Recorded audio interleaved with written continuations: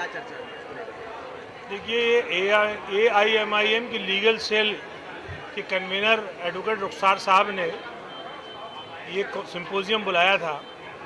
इस सिंपोजियम का ख़ास मकसद ये था कि मुल्क में जिस तरह से हमारा जुडिशरी सिस्टम है जो लड़खड़ा गया है और वकला हजरात अपनी जिम्मेदारी को बखूबी नहीं निभा पा रहे हैं, तो आखिर उनको किस तरह से और अपने आप में बदलाव लाना है, इस लड़खड़ाते हुए जुडिशरी सिस्टम को कैसे मजबूत करना है, किस तरीके से इस जमहूरी निज़ाम में जो न्यायपालिका की हैसियत है उसको बरकरार रखना है, उसको कायम रखना है। उसके साथ ही साथ जो चूँकि ज़्यादा वकील यहाँ पे मुस्लिम कम्युनिटी से थे, तो उन वकला को ये भी एहसास कराया गया कि आपकी ज़िम्मेदारी अपनी कम्युनिटी के तय भी है। आप अपने प्रोफेशन से ऊपर उठकर अपना जो आपका मुल्क का या आपकी कम्युनिटी का आप पे हक़ है उस पर भी गौर करें। और जिस तरह से पुलिस और दूसरी जो एजेंसीज़ हैं उनका तशद्दुद आम आवाम पर बढ़ता जा रहा है, उसमें आम आवाम ख़ास तौर से गरीब आवाम का साथ दे, ये इस प्रोग्राम का पूरा मकसद था। सर, लगातार माइनॉरिटीज़ को टारगेट किया जा रहा है। सोशल मीडिया पर लगातार वीडियो आती है जिस तरह से माइनॉरिटीज़ को टारगेट किया जाता है, विशेष समुदाय को टारगेट करके लगातार राजधानी दिल्ली में भी हाल ही में एक बुराड़ी से एक वीडियो वायरल हुई थी जिसको एक बिरयानी वाले को टारगेट किया गया। दीपावली के दिन दुकान बंद करने के लिए उसको कहा गया। तो कहीं ना कहीं ये जिम्मेदारी बनती है, अभी आपने कहा कि माइनॉरिटीज़ के एडवोकेट से ज़्यादा, तो ऐसे लोगों के लिए ये जो सिस्टम है क्या तैयारी करता है? देखिए, MIM इस बात की, इस तरह के कोई भी हादसे होते हैं, जिस तरह से संत नगर के बिरयानी वाले जो दुकान बंद कराने का वाक़े की बात कर रहे हैं, इस तरह के वाक़े की मजम्मत करती है। लेकिन इससे भी ज़्यादा जो नफ़रत मुसलमानों के प्रति बढ़ रही है, बढ़ाई जा रही है, वो है, आपने जंतर मंतर पर एक ख़ास नारे को सुना होगा। उससे पहले हज हाउस के बनने में जो रुकावट डाली गई उसमें आपने नारों को सुना होगा। उससे पहले बाकायदा ये रैलियाँ निकाल के मुसलमानों को टारगेट करके कहा गया कि गोली मारो। इन सब वाक़यात पर, इन सारे नारों पर ये कांग्रेस और आम आदमी पार्टी की जो घिनौनी और साजिशन चुप्पी है, उसके खिलाफ आज MIM ने आवाज़ उठाई। MIM ने यह एहसास कराया कि ये सारी नाम नहाद पार्टियाँ हमारा वोट तो लेती हैं, लेकिन जब लोग आम गुंडे हमें हड़का रहे हैं, धमका रहे हैं, और आम नहीं, ख़ास जगह पे जाके, जंतर मंतर एक ऐसी जगह है जो बाकायदा भारत सरकार ने प्रदर्शन करने के लिए उस जगह को मुकर्रर किया हुआ है, ऐसी जगह पर वो काम कर रहे हैं। क्योंकि ऐसे लोग शरपसंद नाराज वहाँ जाके नारे क्यों लगा रहे हैं? क्योंकि पुलिस उनके खिलाफ कोई कार्रवाई नहीं करती। कार्रवाई भी करती है तो हल्के धाराओं में कार्रवाई करती है, अदालत उसको सज़ा दे देती है, तो जमानत दे देती है। तो हमने अपने वकीलों को ये आज एहसास कराया कि देखिए, अब आपकी जिम्मेदारी बढ़ गई है। कांग्रेस और आम आदमी पार्टी फेल हो चुकी है, बीजेपी इस पूरी साजिश के खिलाफ खुद खड़ी है। तो अब हमारे पास एक ही हल है कि हम MIM और MIM की लीगल सेल इन सब के खिलाफ खड़ी हो जाए और मजबूती से खड़ी हो जाए, और न सिर्फ सड़कों पर खड़ी हो, वो थानों में, अदालतों में, या जहाँ जहाँ जरूरत पड़े MIM की, MIM वहाँ खड़ी नजर आए। EDMC में की आपने बात की, 64 वार्ड है, कितनी सीटों पर चुनाव लड़ने की चाहिए? देखिए, EDMC में आधे वार्ड मुस्लिम और दलित बहुल हैं तकरीबन। हमारी उन पे सब पे तैयारी चल रही है। अब ये ज़रा हम अपनी हाई कमान, जो हमारा हेडक्वार्टर है, वहाँ पे हम डिस्कस करेंगे। अभी दिल्ली प्रदेश की तरफ से जो कोशिश है वो तकरीबन आधे सीटों पे लड़ने की है, लेकिन फाइनल जो डिसीज़न होगा वो हम जब हो जाएगा तो हम आप लोगों के साथ शेयर करेंगे। सर, बैरिस्टर साहब दिल्ली दौरे पे कब आ रहे हैं? बैरिस्टर साहब बहुत जल्दी दिल्ली दौरे पर आ रहे हैं। हम आपके शास्त्री पार्क में एक बड़ी रैली करने जा रहे हैं। अभी सिर्फ उनसे हमारा डेट फाइनल नहीं हुई है। बहुत जल्दी आपके इलाके में बैरिस्टर असदुद्दीन ओवैसी साहब की आप रैली देखेंगे।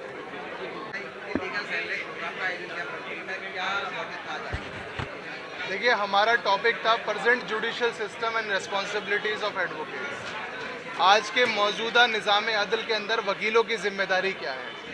आम तौर पर हम हमेशा दूसरों से उनकी जिम्मेदारियां पूछते हैं, आम आदमी से उसके वोट की जिम्मेदारी, नेताओं से उनकी जिम्मेदारी। लेकिन क्योंकि मैं खुद वकील हूँ तो मैंने सबसे पहले ये पहल की कि भाई मैं अपनी जिम्मेदारी आपको बता देता हूँ कि मेरी जिम्मेदारी क्या है। जब मेरी जिम्मेदारियां वाज़े हो जाएंगी समाज के लिए, अपनी कौम और मिल्लत के लिए, फिर मैं अपनी पब्लिक के सामने जाऊँगा अपने मैसेज को और पैगाम को लेकर। वकील साहब, जिस तरह से को लेकर खुले हो रहे हैं, लगातार मीडिया में वीडियो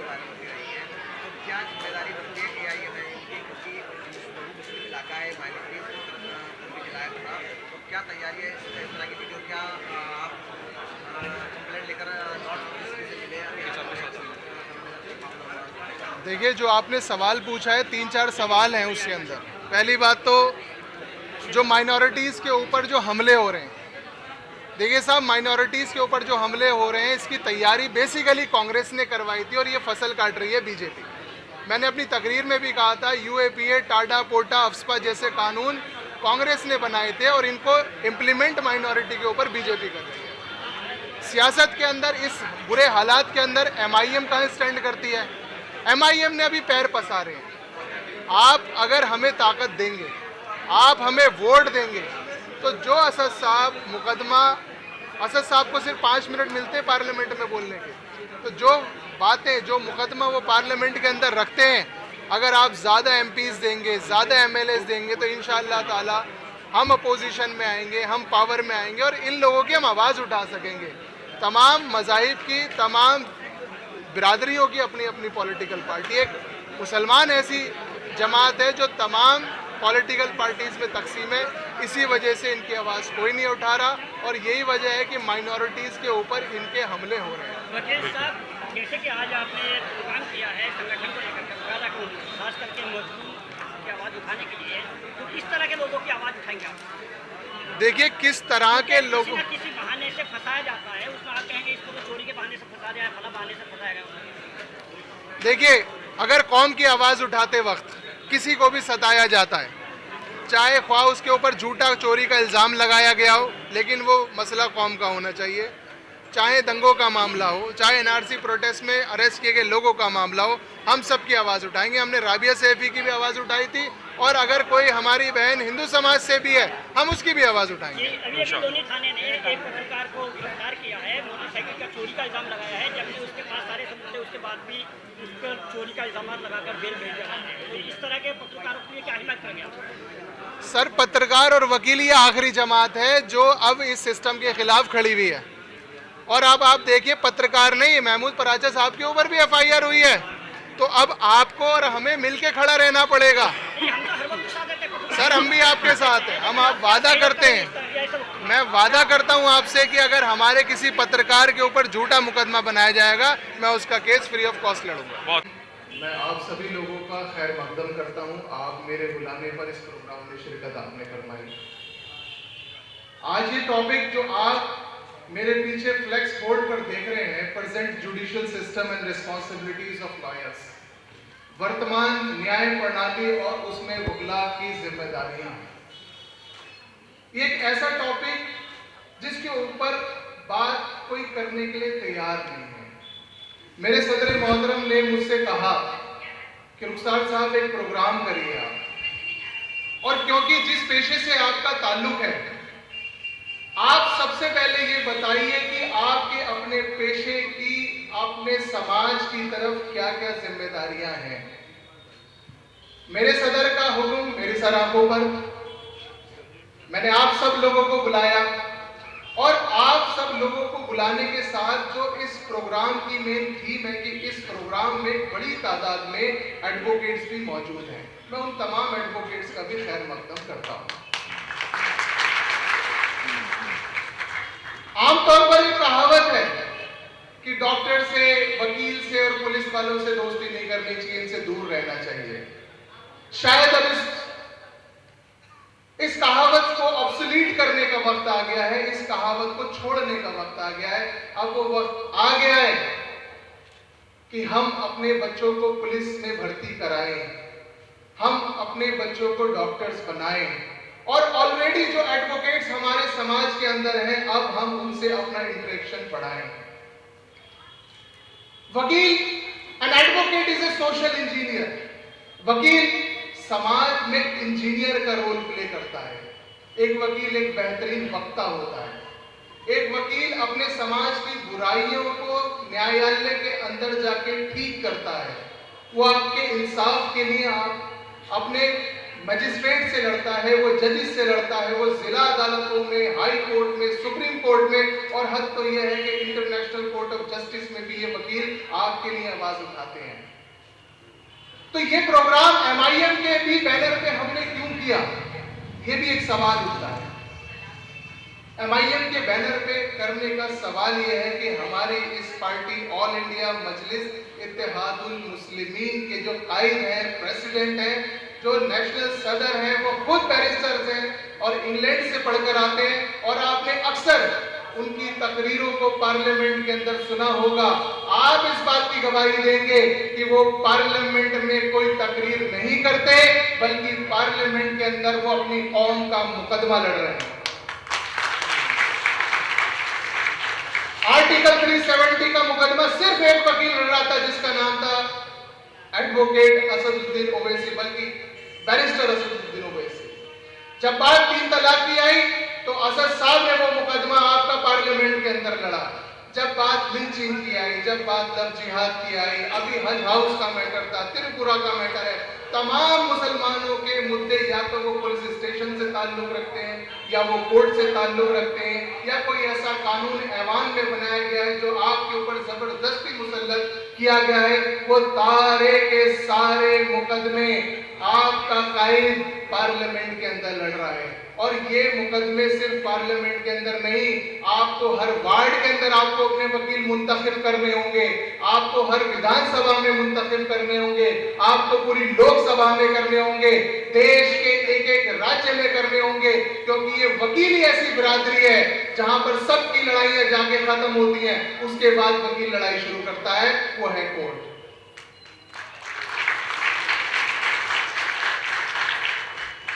एक पुलिस की क्या पावर होती है? वो 60 दिन के अंदर चार्जशीट जमा करेगा, 90 दिन तक चार्जशीट जमा करेगा। जितनी उसे बदमाशी दिखानी है, जितना टॉर्चर करना है, जितने ड्रैकोनियन कानूनों के तहत आपके खिलाफ कार्रवाई करनी है, वो 60 से 90 दिन तक मैक्सिमम आपको टॉर्चर करेगा। उसके बाद बारी आती है हमारी, उसके बाद बारी आती है एडवोकेट्स की, और फिर हम उसको बताते हैं कि कानून किसे कहते हैं, इंसाफ किसे कहते हैं। और वो नारा भी आपको याद होगा कि याद करो तुम अपनी बारी, 30 हजारी 30 हजारी। कोई ऐसी जमात नहीं है जो इस लेवल पर पुलिस से टक्कर ले सके, कोई ऐसी जमात नहीं है जो आपका मुकदमा पार्लियामेंट के अंदर लड़ सके। ये लड़ाई कोई दूसरा प्रोफेशन का बंदा लड़ नहीं सकता। मैं ये नहीं कह रहा कि उनके अंदर कैपेबिलिटी नहीं है, लेकिन एक वकील जो हर कानून जानता है। आपके इलाके के अंदर सेंट्रल बैंक है, अगर सेंट्रल बैंक में आप कभी गए हो तो आपको पता होगा आपकी खवातीन के साथ कैसा वहां पर जुल्म किया जाता है। वकील वहां के तमाम बैंकिंग के कानून जानता है, कभी मैनेजर और उसका स्टाफ वकील के साथ बदतमीजी नहीं कर सकता। आपके इलाके के अंदर जग प्रवेश अस्पताल है, आपकी खवातीन वहां पर जाती हैं, आपने देखा होगा मेरे बराबर में राइट हैंड साइड पे खवातीन बैठी हैं, क्या टॉर्चर, क्या बदतमीजी हमला औरतों के साथ वहां पे की जाती है। लेकिन यकीन मानिए, अगर वहां के पैनल के अंदर और वहां की जो टीम MLA वहां पर बनाते हैं, उसमें कोई वकील होता तो ये टॉर्चर आपके साथ नहीं होता। आप किसी भी डिपार्टमेंट में जाइए, आप MCD में जाइए, आप DDA के अंदर जाइए, आप दिल्ली जल बोर्ड के अंदर जाइए, आप जहां जहां जाएंगे आपको वकीलों की जरूरत पड़ेगी। अब वक्त आ चुका है कि आप इन वकीलों के साथ मिलकर काम करें। एक बात मैं अक्सर ये कहता हूं कि एक आम इंसान अपनी लड़ाई नहीं लड़ सकता। कोई 25 गज की फैक्ट्री चला रहा है, कोई जींस का काम कर रहा है, कोई दुकान चला रहा है, कोई किसी का कोई व्यापार है। अगर आप सिस्टम के खिलाफ आवाज उठाना चाहेंगे तो आप सिस्टम के खिलाफ आवाज नहीं उठा सकते। खुदा न खास्ता किसी के ऊपर एक FIR हो जाती है, खुदा न खास्ता किसी के ऊपर कोई मुकदमा बन जाता है, 10 साल 15 साल आपकी जिंदगी का वक्त खराब हो जा सकता है। आप इस सिस्टम से नहीं लड़ सकते। इस सिस्टम से लड़ने के लिए सिर्फ और सिर्फ ये एडवोकेट्स कॉम्पिटेंट हैं, और ये एडवोकेट जब सियासत में भी आ जाए, वो एडवोकेट भी है और वो आपका MLA भी है। तो याद रखिएगा कि आपके इलाके में 5 शराब के ठेके नहीं खुल पाएंगे। याद रखिएगा, आपके इन अस्पतालों के अंदर आपकी औरतों का इलाज भी अच्छा होगा। याद रखिएगा, आपके इलाके के अंदर ये टूटी फूटी नालियां, ये बंद पड़े हुए सीवर भी खुलेंगे। ये एडवोकेट ही आपका मुकदमा विधानसभा में लड़ सकता है, ये एडवोकेट ही आपका मुकदमा वार्ड के अंदर लड़ सकता है, और ये एडवोकेट ही आपका मुकदमा पार्लियामेंट के अंदर भी लड़ सकता है। इन इलाकों के अंदर जो कायद बैठे हैं वो प्रॉपर्टी डीलिंग का काम किया करते थे। मैं सदर साहब की तवज्जो चाहूंगा कि इस इलाके में जितने भी पॉलिटिशियंस आज तक आए उनका मेन काम प्रॉपर्टी डीलर का, आज पूरे इलाके में एक एक आदमी को उन्होंने प्रॉपर्टी डीलर बना दिया। अगर आपके पास एक एडवोकेट होता तो वो आपके इलाके के बच्चों को एडवोकेट बनाने की कोशिश करता। अगर आपका कोई डॉक्टर होता तो वो आपके बच्चों को डॉक्टर बनाने की कोशिश करता। अगर आपका कोई इंजीनियर होता तो शायद वो इंजीनियर बनाने की कोशिश करता। लेकिन इन जालिमों ने जो आपके इलाके में आपके ऊपर मुसल्लत है, अपने बच्चों को भी डॉक्टर, इंजीनियर, लॉयर नहीं बनाया। ये आपकी कैसे फिक्र करेंगे? ये सोचने की बात है। हालांकि मुझे इस प्रोग्राम की सिर्फ आपको सिनॉप्सिस देना था, बैकग्राउंड देना था। मैंने एक भूमिका बनाई है कि एडवोकेट्स की क्यों जरूरत है, एडवोकेट्स क्यों इंपॉर्टेंट है, और AIMIM क्यों एडवोकेट्स की एक टीम आपके लिए तैयार कर रही है। हम हर इलाके में एडवोकेट्स तैयार कर रहे हैं। अल्हम्दुलिल्लाह एट प्रेजेंट मजलिस इत्तेहादुल मुस्लिमीन के हर वार्ड में जहां जहां MIM काम कर रही है वहां पर लीगल इंचार्ज हैं। आप फ्री ऑफ कॉस्ट उनसे राब्ता कायम कर सकते हैं, उनसे मदद ले सकते हैं। जिला लेवल पर भी है, लोकसभा लेवल पर भी है। अभी हमने राबिया साफी वाला मैटर भी हैंडल किया। असद साहब की कोठी के ऊपर हमला हुआ, हमने वो मैटर भी हैंडल किया। इसके अलावा हमारे सदर साहब के ऊपर एक रैली निकालने की FIR हो गई, वो मामला हम देख रहे हैं। अभी जनता कॉलोनी में हमने एक प्रोग्राम किया, उसमें हमारे कार्यकर्ताओं के ऊपर FIR कर दी गई। हम उसको भी हैंडल करेंगे। और जिस प्रोग्राम में आप इस वक्त बैठे हैं, इस प्रोग्राम को पिछले एक हफ्ते से प्रशासन कैंसिल कराने की कोशिश कर रहा है। और हमने भी जिद पकड़ रखी है कि ना हम चैन से सोएंगे और ना तुम्हें सोने देंगे। क्योंकि आज देखिए जितनी भी जेल है, दिल्ली में तिहाड़ जेल देख लिए, लंदन में जेल देख लिए, कौन बंद है वहां पर? मुस्लिम समुदाय के लोग लड़के बंद हैं या दलित समाज के लड़के बंद हैं? हम पे ही मुकदमे क्यों लगते हैं भाई? हम पे ही मुकदमे क्यों, हमारे लड़के क्यों बंद हैं? तो अभी आपने देखा होगा कि लीगल सेल इसलिए बनाने की जरूरत पड़ी कि हम जो भी कार्यक्रम हमारी MIM पार्टी कर रही है, हमेशा पुलिस आ जाती है और हम पे मुकदमे बना देती है। तो साथियों डरने की जरूरत नहीं है। मुकदमे कितने ही बने, हमारी लीगल सेल बन गई है। ये लीगल सेल आपका डर खत्म करेगी। और आपसे मेरी गुजारिश है कि IIM को आप मजबूती दें, क्योंकि जब तक इस दिल्ली का दलित और मुस्लिम एक झंडे के नीचे नहीं आएगा, जब तक हम ये जो मनुवादी व्यवस्था के लोग हैं, जो ब्राह्मणवादी व्यवस्था के लोग हैं, इनसे हम लड़ नहीं पाएंगे, बाबा साहब के संविधान को बचा नहीं पाएंगे।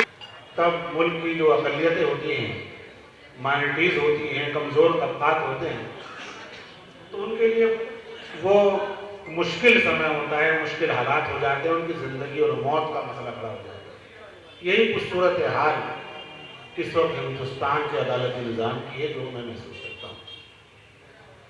इस अदालती निज़ाम में इस वक्त के जो मौजूदा सूरत हाल में हमारे वकीलों की क्या जिम्मेदारी है, इसको बताने की ज़रूरत नहीं है, वो कला इसको खूब जानते हैं। जाहिर है कि जब वो बिकता है, खरीदा जाता है इंसाफ, तो उसमें कहीं ना कहीं जो मीडिएटर होता है वो हमारा वकील ही होता है। मुझे उम्मीद है कि MIM से वाबस्ता, हमारी लीगल सेल से वाबस्ता जो हमारे वकला साहिबान हैं, वो अदल और इंसाफ को न मुतासिर होने देंगे, न बिकने देंगे।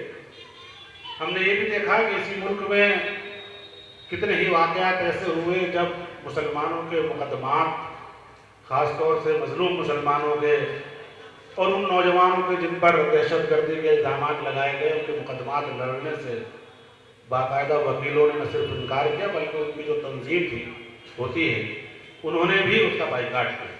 ये भी जो बाइकाट का जो सिस्टम है और बाइकाट का जो मतलब है, ये इस मुल्क की तबाही और उसका पेशखेमा है। जब अदल और इंसाफ को हासिल करने के लिए लोगों को जद्दोजहद करना पड़ जाए, और जब किसी मुल्ज़िम और मजलूम को वकील ही मैसर न हो, तब आप अंदाज़ा कर सकते हैं कि उस मुल्क के अदालत निज़ाम। और इस जस्टिस में सबसे अहम जो किरदार होता है वो होता है वकीला का। जैसा कि गफ्फार साहब ने अभी जिक्र किया था कि मीडिएटर कौन होता है वकील जजों के बिकने में, जैसा सुनने में आ रहा है जज बिक रहे हैं और मैं महसूस भी कर रहा हूँ। जजों के बिकने में मीडिएटर कौन होता है? एक आम आदमी तो नहीं होता, कहीं ना कहीं वकील होता है। काश के वकील वो इतना ईमानदार होता कि वो खुद भी ना बिकता और उस जज को भी ना बिकने देता, तो इंसाफ ना बिकता। और जब इंसाफ ना बिकता तो इस मुल्क में किसी भी किस्म का कोई हंगामा बरपा ना होता। जितने ये मॉब लिंचिंग करने वाले हैं, जितने ये कत्ल करने वाले हैं, जितने जिना करने वाले हैं, को डर होता कि कहीं इंसाफ हो गया तो हम तबाह बर्बाद हो जाएंगे। ये एक बहुत बड़ी जिम्मेदारी है वकीलों की। अब वकील की जिम्मेदारी बड़ी क्यों हो जाती है? अल्लाह तबारक ताला ने कलाम पाक में कई मरतबा जिक्र फरमाया कि अपने वकील चुनो आप। वकील इतना बड़ा नाम कि वकील चुनने का नाम अपने तरफ से वकील मुंतखब करने का इशारा किया गया कलाम पाक में। एक तो ये मर्तबा है, सिक्के का दूसरा पहलू भी होता है। और बीच में वो दौर आया कि लोग कहने लगे पैदा हुआ जब वकील तो शैतान नहीं होगा, लो आज में भी साहिब औलाद हो गया। तो ये अब हमें देखना है कि हमें कौन सा पहलू इख्तियार करना है। मैं एक मिसाल देता हूँ, मेरे कज़न हैं, आजकल वो डिस्ट्रिक्ट जज है। तो जब वो वकील हुआ करते थे तो बहुत बेचारे हल्के फुल्के से थे, ज़्यादा मतलब से लेकर अब तक की जो कहानी कांग्रेस इस मुल्क के अंदर रच रही थी, एक बड़ा वक्त निकल गया, कई सारी नस्लें बीत गई, हमें पता नहीं चला कि हमारे साथ एग्जैक्टली हो क्या रहा। ये तो बीजेपी 2014 में आई और उसने पीठ में जो खंजर घोंपे जा रहे थे, उसने फ्रंट से हमारे ऊपर वार करना शुरू किया। तब हमें होश आया कि अच्छा हमारे सामने दुश्मन खड़ा भी है और इसके खिलाफ अभी हमारी कोई भी तैयारी नहीं है। हम लोग कहते हैं कि हमारे बच्चों के ऊपर अनलॉफुल एक्टिविटीज प्रिवेंशन एक्ट लगाया जा रहा है। हमारे इलाके के अंदर अभी एक दंगा हुआ नॉर्थ ईस्ट के अंदर, हमारे इलाके की बच्चियों के ऊपर, हमारे यहाँ पर वार्ड अध्यक्ष भी हैं बैठे हुए, फैजान शेख साहब, इस इलाके के अंदर पीसफुल प्रोटेस्ट करने की वजह से उनके ऊपर मुकदमे लगे। अभी त्रिपुरा के अंदर 3-4 एडवोकेट गए थे, जिनमें से 3 हिंदू थे, 1 मुसलमान, उनके ऊपर भी अनलॉफुल एक्टिविटीज प्रिवेंशन एक्ट के तहत कानून लगाए गए, उनके ऊपर FIR की गई है, उन्हें नोटिस किया गया है। ये अनलॉफुल एक्टिविटीज प्रिवेंशन एक्ट, मैं आपको बता दूं, ये वो कानून है जिसमें आतंकवादियों को FIR में फंसाया जाता है। ये टाटा कोटा को खत्म करने के बाद ये कानून लाया गया था। इस तरीके की एक चेन है कानूनों की। अनलॉफुल एक्टिविटीज प्रिवेंशन एक्ट है, टाटा है, कोटा है, अफ्स्पा है, ये बहुत सारे कानून, ये कानून कभी भी बीजेपी ने नहीं बनाए थे। ये कानून बनाने वाली जो पार्टी थी वो कांग्रेस थी। और याद रखिए, कभी हमें कानो कान खबर नहीं हो पाई कि ये कानून ऐवान में पार्लियामेंट के अंदर बनाए गए और हमें कभी कानो कान खबर नहीं हुई। क्या हमारे नुमाइंदे कांग्रेस में नहीं थे? क्या हमारे नुमाइंदे समाजवादी पार्टी, BSP में और दीगर पार्टियों में, जिस राज्य में मुसलमान रहता है उसने वहां की पॉलिटिकल पार्टी को वोट दिया? आप मुझे बताइए, क्या हमारे पार्लियामेंटेरियंस पार्लियामेंट में मौजूद नहीं थे? फिर कैसे हमें नहीं पता लगा कि अनलॉफुल एक्टिविटीज प्रिवेंशन एक्ट को पास कर दिया गया? हमें कैसे नहीं पता लगा कि टाटा कोटा को रिपील कर दिया गया? हमें कैसे नहीं पता लग पाया कि अफ्स्पा जैसे कानूनों को लगा दिया? आखिर वो कमी कहां थी? क्या हमें अपने नुमाइंदों से पूछने की जरूरत नहीं है? आपकी जिंदगी के फैसले कानून बनाकर किए जा रहे हैं। आपके खिलाफ आर्टिकल 370 को कश्मीर से हटा दिया गया। आपकी नुमाइंदगी करने वाला पार्लियामेंट के अंदर कोई नहीं था। ये कानून पार्लियामेंट के अंदर बनाए जाते हैं। आपके खिलाफ 3 तलाक का मुद्दा सुलझा दिया। आज हम नबी पाक सल्लल्लाहु अलैहि वसल्लम की शरीयत को मान रहे नहीं मान रहे, लेकिन मोदी की बनाई हुई शरीयत को मानना आपकी भी मजबूरी और मेरी भी मजबूरी है। आप ये बताइए कि आपके ये नुमाइंदे कहां थे जब 3 तलाक के ऊपर कानून बनाया जा रहा था? ये कांग्रेस कहां थी? ये समाजवादी के नुमाइंदे कहां थे? ये मुल्ला मुलायम सिंह कहां था?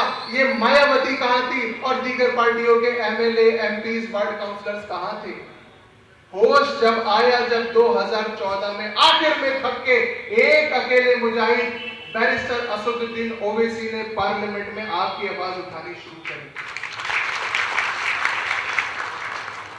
ऐसा नहीं है कि वो लोग आवाज उठाना चाहते नहीं थे। एडवोकेट दूसरी पॉलिटिकल पार्टीज में भी हैं। एडवोकेट सलमान खुर्शीद का आपने नाम सुना होगा, बहुत बड़े वकील हैं, कांग्रेस के बड़े वकीलों में जाने जाते हैं। आजम खान के बारे में शायद आप लोग ना ना जानते हो, मैं आपको बता दूं कि आजम खान भी एक बहुत बड़े वकील रहे हैं।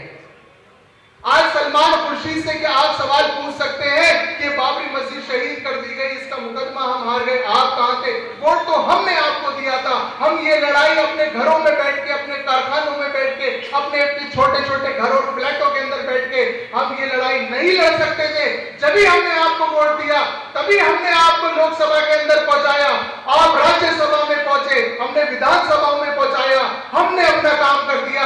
आपने अपना काम क्यों नहीं किया? क्या आपने ये सवाल उनसे कभी किया? ये सवाल पूछे जाने चाहिए थे, लेकिन पूरी कौम को ऐसी ज़ैनी गुलामी की तरफ पहुंचा दिया गया कि हम उस सवाल को पूछने से भी माजूर हो गए। 2014 के बाद असद साहब ने कमान संभाली, वो अकेला मुजाहिद, मैं पहले भी कह चुका हूं कि पार्लियामेंट में वो तकरीर करने नहीं आते। इस 550 मेंबर के इस पार्लियामेंट के अंदर सिर्फ 5 मिनट उस इंसान को मिलने हैं और 30 करोड़ मुसलमानों की रुदात सिर्फ 5 मिनट में सुनानी होती है। आप सोचिए वो आदमी कैसे आंसुओं से रोता होगा। असद साहब ने खुद पार्लियामेंट के अंदर इस बात का कहा कि मैंने कभी जिंदगी में अपने आप को अकेला महसूस नहीं करा। सिर्फ अकेला उस दिन महसूस किया कि जब मैं 3 तलाक के मुद्दे पर मुझे 5 मिनट मिले, उस 5 मिनट में अल्लाह ने जो लफ्ज मेरे मुंह में डाले वो मैंने वहां पर बयान करे। लेकिन कोई मेरा मुसलमान भाई जो दूसरी पॉलिटिकल पार्टीज के अंदर था वो मेरी मदद के लिए नहीं आया, वो अपने उन वोटर्स की मदद के लिए नहीं आया, वो मुसलमानों की मदद के लिए नहीं आया। उसकी आवाज नहीं उठी। आवाज ना उठने की सिर्फ एक वजह, आप पार्टी पॉलिसी से आगे नहीं जा सकते थे। आपके गलों में पट्टे पड़े हुए हैं, उन पट्टों से आपको आपकी एक हद भेज दी गई है, एक लक्ष्मण रेखा बना दी गई है, आप उससे आगे जा ही नहीं सकते। दिल्ली के अंदर दंगा हुआ, इसी इलाके में कल्याण के बहुत सारे लोग यहां पर बैठे हुए हैं। मैं कल 11:30 बजे तक भी आप लोगों के घर गांव पे गया था कि भाई हम इस प्रोग्राम को मुनक्किद कर रहे हैं, आप आइए। आप लोग गवाएं, मुस्तफाबाद के लोग यहां पर बैठे हुए, वो गवाएं कि जब दंगा हो रहा था हमने जिन लोगों को वोट दिया वो लोग अपने घरों के अंदर बैठे हुए थे, हम अपनी जान की हिफाजत कर रहे थे, हम अपने घरों की हिफाजत कर रहे थे, हम छुपते छुपाते घूम रहे थे, हमारे ऊपर हमला हो रहा था। लेकिन आम आदमी पार्टी के ये 5 एमएलए कहां थे? क्या आपको ये सवाल नहीं पूछना चाहिए? आपकी पूरी की पूरी नस्ल को दांव पर लगा दिया गया है। ऐसे ऐसे कानून बनाए जा रहे हैं, आपकी शहरियत को खत्म करने का कानून बिल्कुल तैयार खड़ा हुआ है, जिसका 50% पार्ट एग्जीक्यूट हो चुका है, बकिया 50% सिर्फ कोविड की वजह से रुका हुआ है। आपकी शहरियत को खत्म करने के अलावा यकसा सिविल कोड हिंदुस्तान के अंदर लागू होने वाला है। आपकी शादी का, आपकी तलाक का, आपकी प्रॉपर्टी का, अभी तक जो भी मामला हुआ करता था कोर्ट में, समाज में, वो मुस्लिम शरीयत के हिसाब से होता है, वो मुस्लिम लॉ के हिसाब से होता है। जिस दिन कॉमन सिविल कोड लागू होगा फिर आपको एक कानून लिख कर दे दिया जाएगा। आप शादी करेंगे इस कानून के हिसाब से करेंगे, आप तलाक लेंगे इस कानून के हिसाब से लेंगे, आप प्रॉपर्टी का पार्टीशन करेंगे इस कानून के हिसाब से करेंगे। क्या आपको इन कानूनों की खबर है? आपको खबर सिर्फ इसलिए नहीं है क्योंकि जो आपके नुमाइंदे पार्लियामेंट के अंदर बैठे, जो आपके नुमाइंदे विधानसभा में बैठे, उन्होंने कभी इन चीजों को ना पढ़ा ना समझा। उन्हें सिर्फ मतलब 15 दिन आपको कोरमा बिरयानी की दावतें कराई गई, आपसे वोट लिया गया और 4.5 साल फिर उनको पता नहीं कि मेरी कौम कहां मर रही है। ये जवाबदेहियां हैं। और अब सवाल पूछने के लिए मैं और मेरी ये टीम और ये MIM की टीम, अब ये सवाल एक आम इंसान नहीं पूछेगा, अब ये सवाल ये वकील पूछेंगे जो MIM और दीगर पार्टियों में जाएंगे, बात करेंगे, एक एक नुमाइंदे से सवाल पूछेंगे और उन्हें जवाब देना पड़ेगा। बातें बहुत सारी हैं, लेकिन जिस काफिले को हमने शुरू किया है, ये लड़ाई ये वकील अकेले नहीं लड़ सकते, ये लड़ाई असद साहब अकेले नहीं लड़ सकते, ये लड़ाई मेरे सदर मोहतरम अकेले नहीं लड़ सकते। अगर ये लड़ाई हम अकेले लड़ सकते होते तो हम बाबरी मस्जिद को बचा लेते। बाबरी मस्जिद का मुकदमा हम सिर्फ इसलिए हारे कि हम कोर्ट में तो लड़ रहे थे, हम पार्लियामेंट में हमारा एक नुमाइंदा तो लड़ रहा था, लेकिन हमारी पब्लिक अपने घरों के अंदर थी। हम अपने घरों से बाहर जंतर मंतर तक नहीं पहुंच पाए, हम अपने घरों से बाहर अपने रोडों पर नहीं पहुंच पाए। हम वो मुकदमा उस दिन हार गए थे जब हमने अपने घरों से बाबरी मस्जिद के लिए निकलना छोड़ दिया था। और आप नहीं निकल सकते, मैं ये भी बात मानता हूं। कैसे आप 10 साल का मुकदमा झेलोगे, कैसे आप 15 साल का मुकदमा झेलोगे? आपको अपने इस वोट की ताकत को पहचानना है। आपको वोट उस एक शख्स को देना है जो आपके सामने अमीन हो। नबी पाक सल्लल्लाहु अलैहि वसल्लम को 40 साल की उम्र में नबूवत का ऐलान किया गया। नबी तो वो बचपन से ही है, लेकिन ये 40 साल की जिंदगी ये साबित करने के लिए थी कि नबूवत के ऐलान से पहले की जो मामलात हैं वो अमीन हैं, वो सच्चे हैं, वो सबसे बेहतर है। इसी तरीके से आज असदुद्दीन ओवैसी ने अपने आप को साबित किया है कि वो इस उम्मत का अमीन है। आपको भी अपने वोट की अमानत, आपको अपने वोट की शहादत देनी है। वोट का मतलब होता है शहादत। और जहां तक मुझे वो हदीस याद रही है सदर साहब कि शहादत किसी झूठे के हक में नहीं दी जा सकती। और नबी पाक सल्लल्लाहु अलैहि वसल्लम के ये कौल है कि वो शख्स हरगिज हरगिज हरगिज हरगिज इतनी बार हरगिज बोला कि सहाबा इकराम परेशान हो गए। पूछा कि या रसूल अल्लाह, ऐसी क्या बात है कि आप उसको कह नहीं रहे? तो नबी पाक सल्लल्लाहु अलैहि वसल्लम ने बताया कि शहादत हरगिज किसी झूठे के हक में नहीं दी जा सकती। अगर किसी झूठे के हक में दी गई तो आप जन्नत का मुंह नहीं देखोगे। ये वोट आपकी शहादत है। आप ये जानते हुए कि केजरीवाल 5 शराब के ठेके आपके इलाके में खोल रहा है, आप उसे वोट कैसे दे सकते हो? आप ये जानते हुए कि ये बाबरी मस्जिद के कातिल कांग्रेसी, फिर आप अपने इलाके के अंदर वार्ड का काउंसलर कैसे बना सकते हो? आप अपने वोट को उसी शहादत को समझ के दीजिए जो मेरे आका रसूलुल्लाह सल्लल्लाहु अलैहि वसल्लम ने कही थी। ये मेरे लिए दीन का फरीजा भी है, ये मेरे लिए सियासत का फरीजा भी है, ये मेरे लिए एक सामाजिक टॉपिक भी है। ये मेरे लिए, मेरी पूरी जिंदगी सियासत से अलग नहीं की जा सकती। आप सब लोगों को मैं MIM की दावत देना चाहता हूं। आज अल्लाह का शुक्र है कि आपके पास एक बहुत बड़ी एडवोकेट्स की टीम है। आप राउंड द क्लॉक जब इन्हें बुलाएंगे, मैं किसी आपस की लड़ाई की बात नहीं करता कि कोई किसी को चक्कू मार के और फिर अब MIM के वकील के पास आए।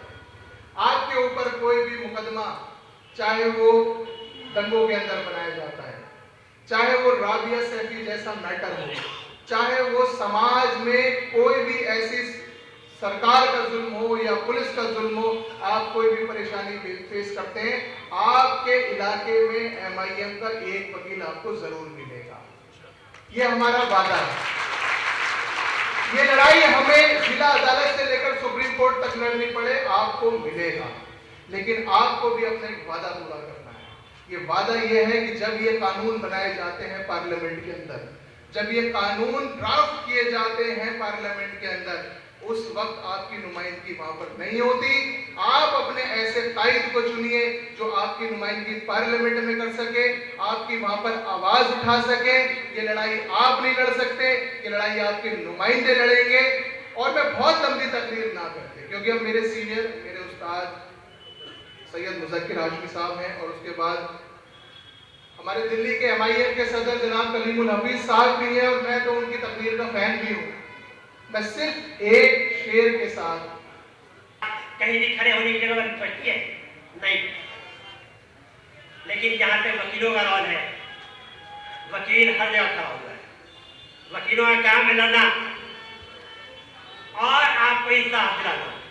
उसके लिए वकील हमेशा लड़ते रहे हैं, लेकिन वो कोर्टों में लड़ते रहे आपके खिलाफ। Civil court, high court, supreme court, हर जगह लड़ते रहे हैं। लेकिन इसका मतलब ये नहीं कि वो कोर्ट तक ही महदूद है। वकील लड़ना जानते हैं और तारीख शाहिद है कि वो रोड से लेकर पार्लियामेंट तक, हिंदुस्तान की आज़ादी करने के अब तक हर मामले को समाज के लिए लड़ते रहे हैं और वो लड़ते रहेंगे।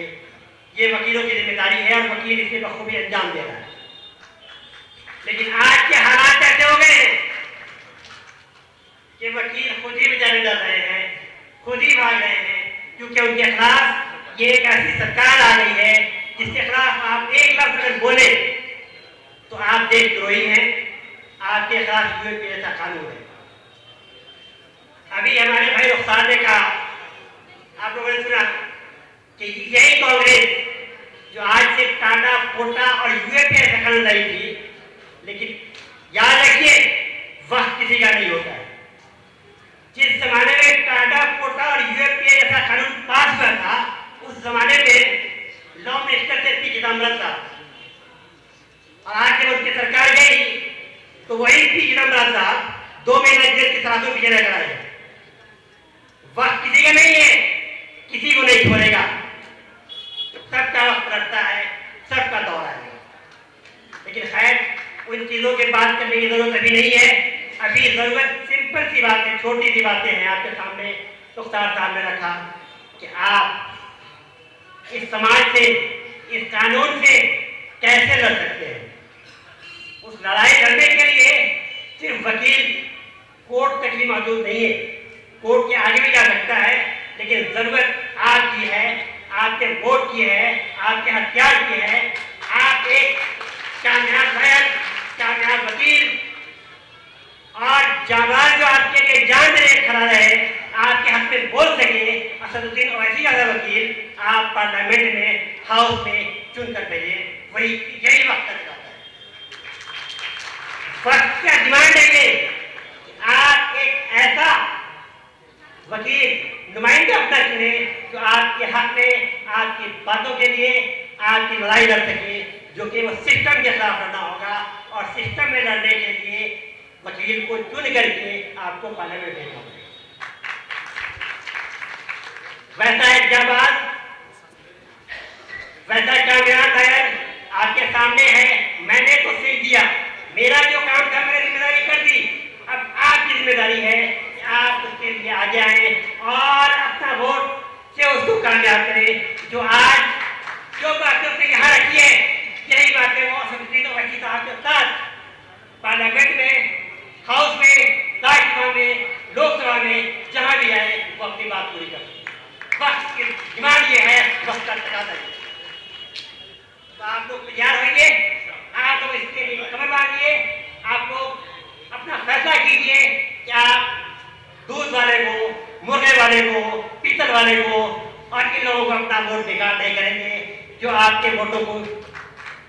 वोटों को बिरयानी का खरीद करके जाकर के हाउस में भेज देता है। जिसको बोलने का तरीका नहीं मालूम है, जिसको आपकी इख्तियारात है वो नहीं मालूम है, जिसको संविधान का एक लफ्ज नहीं मालूम है, वो आपके लिए क्या लड़ेगा और क्या बोलेगा। मैंने मंदिरों के भी काम हुए, मस्जिदों के भी काम हुए, लेकिन सरकारें उससे अलग रही। सरकारों ने मदद जरूर कर दी, लेकिन सरकारें बराह रास्त उसमें कभी शामिल नहीं हुई। लेकिन ये शख्स तो उनसे भी आगे निकला। इसमें तो बाकायदा हर चीज को लीगलाइज, लेजिटिमाइज कर दिया और बाकायदा लाइव प्रसारण करके ये साबित कर दिया कि तुम छोटे हो, वो तुमसे भी बड़ा। अब यहां समझने की ये जरूरत है कि कांग्रेस जो हमारे नाम को अपनी जुबान पे लेने से भी डरती है, क्योंकि ये हालात जो आज आए हैं ये उसी की देन है। जाहिर बात है कि उसने लेकिन हमें नींद की गोली दे के हमारा इस्तेसाल किया। हम सोते रहे, हम यही समझते रहे कि शायद कांग्रेस पार्टी से जो हमारा नुमाइंदा मुस्लिम नाम का जीतता है वो हमारा लीडर है, लेकिन सच्चाई ये थी कि वो अपनी पार्टी का रहनुमा था, अपनी पार्टी का नुमाइंदा था, अपनी पार्टी का पाबंद था। उसने हमारी बात ही नहीं की। अभी मुझसे पहले मेरे कई मुकर्रिरीन ने ये बात कही कि पार्लियामेंट में हमारे खिलाफ कानून साजी होती रही, हमारी जो नस्लों की जो मुस्तकबिल जो बेहतर हो सकता था उस बेहतरी के ऊपर कोई बात नहीं हुई, किसी पार्टी ने नहीं बोला।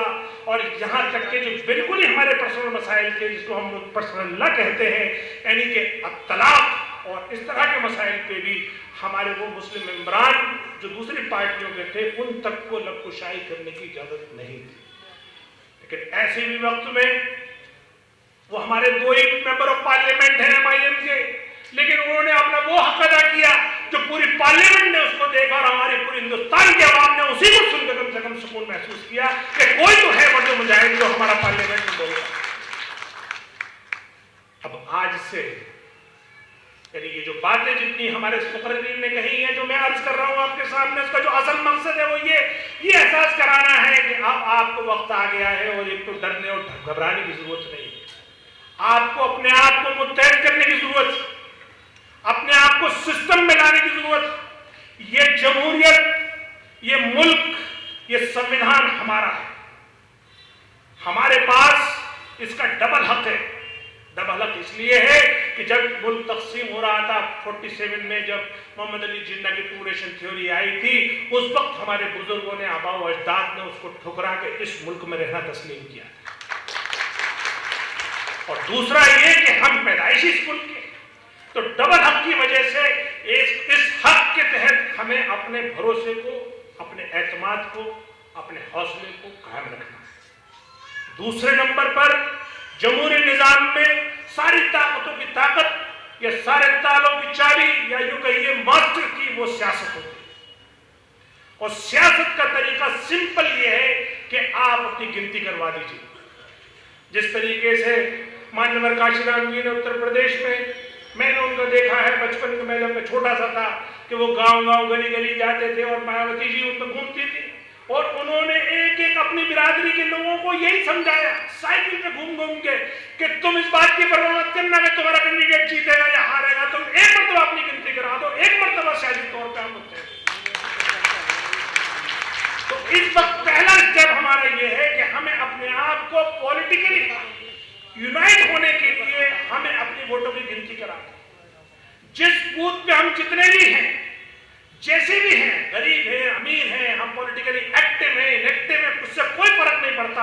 आपका कैंडिडेट जीते और हारे, इससे भी कोई फर्क नहीं पड़ता। एक और खौफ अपने दिमागों में से निकाल दीजिए कि बीजेपी जीत जाएगी।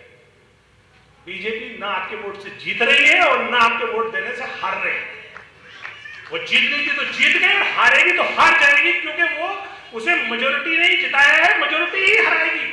आप माइनॉरिटी हो, आप अपनी परवाह करो, अपनी नस्लों की परवाह करो, आप अपने समाज की देखभाल करो, आप उनकी परवरिश करो, आप ऐसा नस्ल और ऐसा माशरा तैयार करो कि जिससे आप भी महफूज हो जाओ और आपकी आने वाली नस्लें भी महफूज हो। अब जाहिर बात है कि वकीलों ने जो भी एक एनजीओ चलाई उससे एक लिमिटेड काम कर सकते हैं, या डॉक्टर्स कोई एनजीओ चलाते हैं उससे लिमिटेड काम कर सकते हैं। जो कॉम्प्रिहेंसिव काम होता है, पूरे समाज बदले जाते हैं, उसके लिए सरकारों की जरूरत होती है। उसके लिए सरकारों में ऐवान है, हाउसेज है। अगर मैं दिल्ली की बात करूं तो दिल्ली में 3 टियर सिस्टम है। पहला सिस्टम है यहाँ की जो लोकल बॉडीज है, जिसको हम एमसीडी कहते हैं। आप लोग ईडीएमसी में आते हो।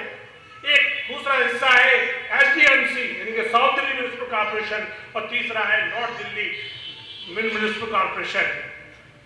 और उसके अलावा विधायिका है, यानी जहां एमएलएस बैठते हैं, जिसको हम असेंबली कहते हैं, मुख्यमंत्री होता है वो। और तीसरा है जो यहां से हम सांसद चुन के भेजते हैं। अभी पहला मरहला हमारे सामने आ रहा है जो अगले 6 महीने में आएगा, वो है एमसीडी के चुनाव, कॉर्पोरेटर के चुनाव, काउंसिलर के चुनाव। उस चुनाव में जो आपके सामने जो खुशी की बात है मैं वो शेयर करना चाहता हूं, वो ये कि ईडीएमसी वाहिद एक ऐसी एमसीडी है कि जिसमें आपकी तादाद और दलित भाइयों की तादाद, दोनों की तादाद मिला दो तो 50% से ऊपर निकल जाती है।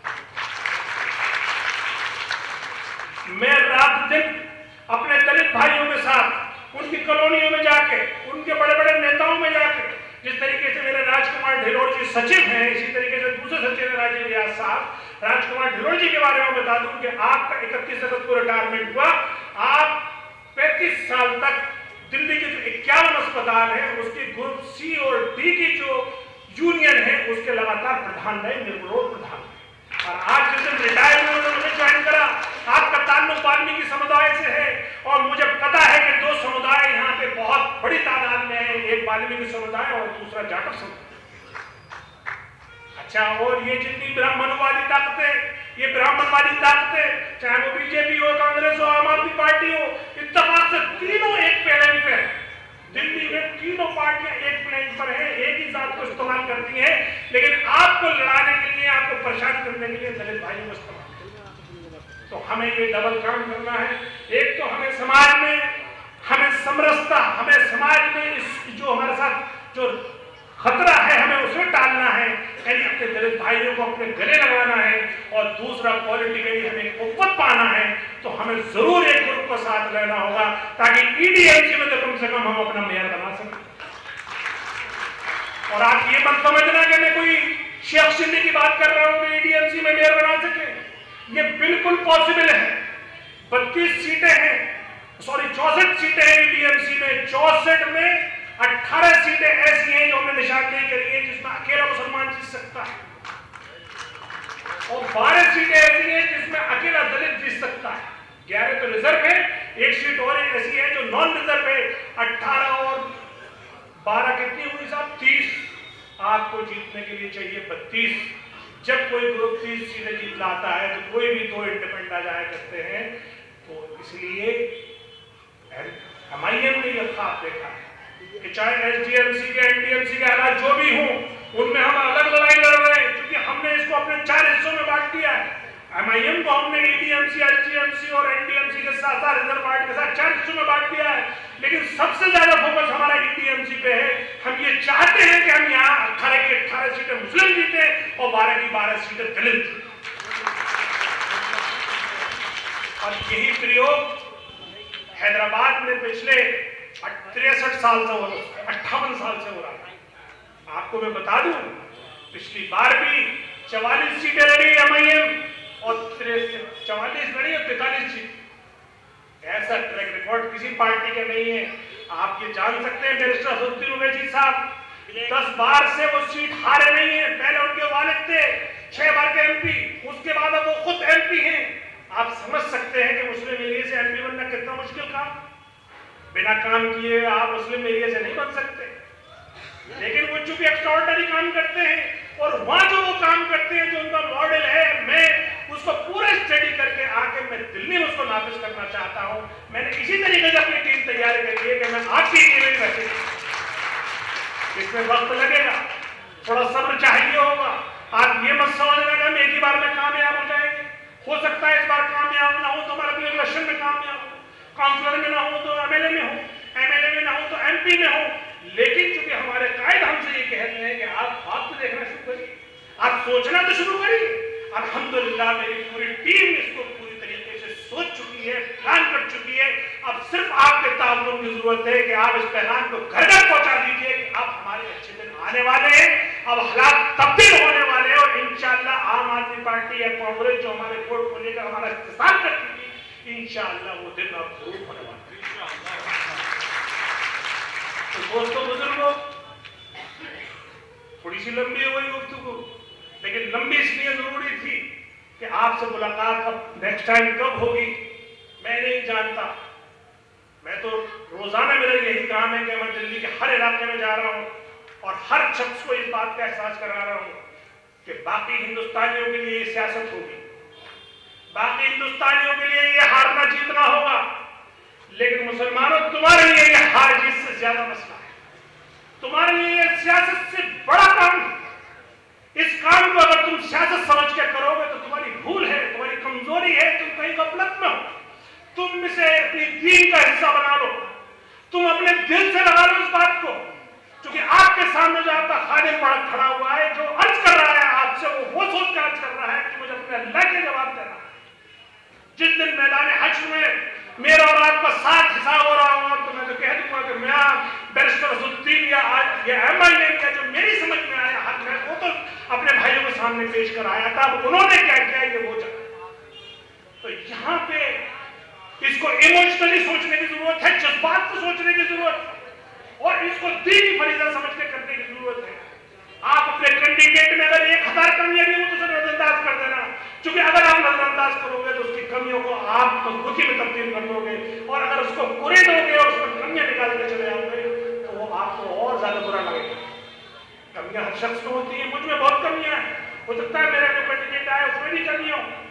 तो अब मरहला ये है कि अब आज के बाद से आप लोगों को ये जिम्मेदारी है कि मजलिस के पैगाम को, बैरिस्टर असदुद्दीन ओवैसी साहब के पैगाम को, वो पैगाम ये है कि ये खूबसूरत मुल्क है, इस मुल्क के हम इज्जतदार शहरी हैं, हमारा भी इस मुल्क की हर चीज पर उतना ही हक है जितना किसी और गैर हिंदुस्तानी का, दूसरे हिंदुस्तानी का। तो हम इस मुल्क की खूबसूरती यानी जमहूरियत और जमहूरियत की रूह आइन को बचाने के लिए पूरी तकद्दो करें, पूरी जिद्दोजहद करें, पूरी जान लगा दें, जिससे कि ये मुल्क भी महफूज रहे और हम खुद भी महफूज रहें।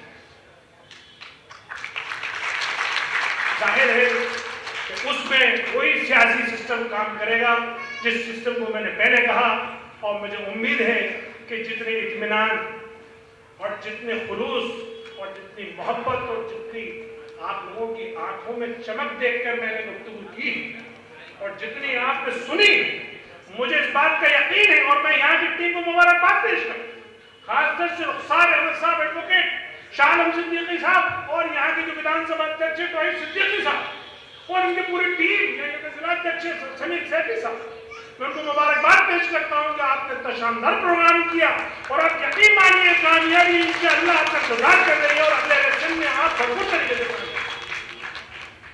मेरे लिए भी आप लोग दुआ करें, मैं भी जो मेरी कोताहियां मेरी कमियां हैं, अल्लाह ताला मुझसे उसे मेरी मजबूती में बदलते, मुझ में वो अच्छाइयां पैदा करते जिससे आप तवक्को रखते हैं, आप चाहते हैं कि जो आपका खादिम है, चूंकि मेरा जो मानना है वही आपका मानना है कि इस पूरी कायनात या पूरी इंसानियत का रहबर तो एक ही है, हुज़ूर पाक सल्लल्लाहु अलैहि वसल्लम। हमने उन्हीं को सबने उन्हीं को फॉलो करना है, लेकिन हिंदुस्तानी जमहूरियत में जितना हमें समझ में आया है, जिस तरीके से हम बैरिस्टर असदुद्दीन ओवैसी साहब को फॉलो कर रहे हैं, हम कोशिश कर रहे हैं कि उनकी बताई हुई तालीमात या जो भी इंस्ट्रक्शन है उसको हम आप लोगों तक पहुंचाएं और उसी कोशिश में आज ये कड़ी थी। एक शेर के साथ मैं अपनी बात खत्म करूंगा और वो शेर ये है, जैसे मैंने कहा ना कि डरने घबराने की जरूरत नहीं है कि अब हवाएं ही करेंगी रोशनी का फैसला, अब हवाएं ही करेंगी रोशनी का फैसला, जिस दिए में जान होगी वो दिया रह जाएगा।